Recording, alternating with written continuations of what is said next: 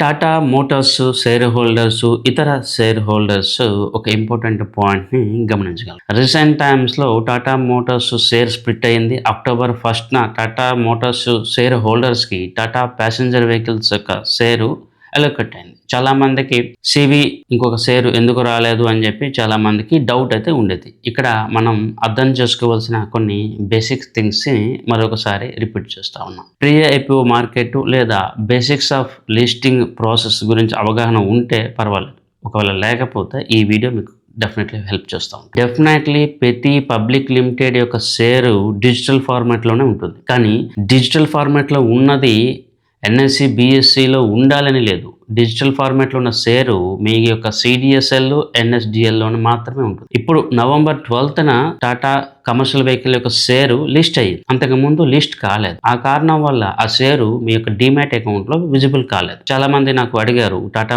CV యొక్క share మాకు కనిపించట్లేదు అని చెప్పి. సో దానికి కారణం ఇదే. రెండోది బ్రోకర్స్ లిస్ట్ అయిన కంపెనీస్ యొక్క షేర్స్‌నే మీ యాప్‌లో గానీ, మీ అకౌంట్‌లో గానీ రిఫ్లెక్ట్ చేస్తారు. ఒకవేళ మీ యొక్క టోటల్ షేర్స్ గురించి మీరు తెలుసుకోవాలంటే మీ అకౌంట్‌కి లింక్డ్‌గా ఉన్న సిడిఎస్ఎల్ లేదా ఎన్ఎస్డిఎల్ అకౌంట్‌లో మీరు లాగిన్ అయ్యి మీ డీపీ అకౌంట్ డీటెయిల్స్‌తో మీరు చెక్ చేసుకోవచ్చు. So depository account, broking account అనేది వేరేగా ఉంటుంది. ఇది మీరు గమనించగలరు. అందుకే నేను చాలామంది ఇన్వెస్టర్స్‌కి మీరు సిడిఎస్ఎల్‌లో లేకపోతే ఎన్ఎస్డిఎల్‌లో అకౌంట్ ఓపెన్ చేసుకొని లాగిన్ పాస్వర్డ్ పెట్టుకోండి. ఇలాంటి టెక్నికల్ ఇష్యూస్ వచ్చేటప్పుడు మీ యొక్క షేర్స్ మీకు అలొకేట్ అయ్యావా అవ్వలేదా అని చెప్పి మీరు మీ యొక్క సిడిఎస్ఎల్, ఎన్ఎస్డిఎల్ అకౌంట్‌లో చెక్ చేసుకోగలరు. ఫండమెంటల్స్ పూర్తిగా అర్థం చేసుకున్న తర్వాత మనం స్టాక్ మార్కెట్‌లో ట్రేడింగ్ చేస్తే ఇలాంటి భయాలనేది మనకి ఉండవు.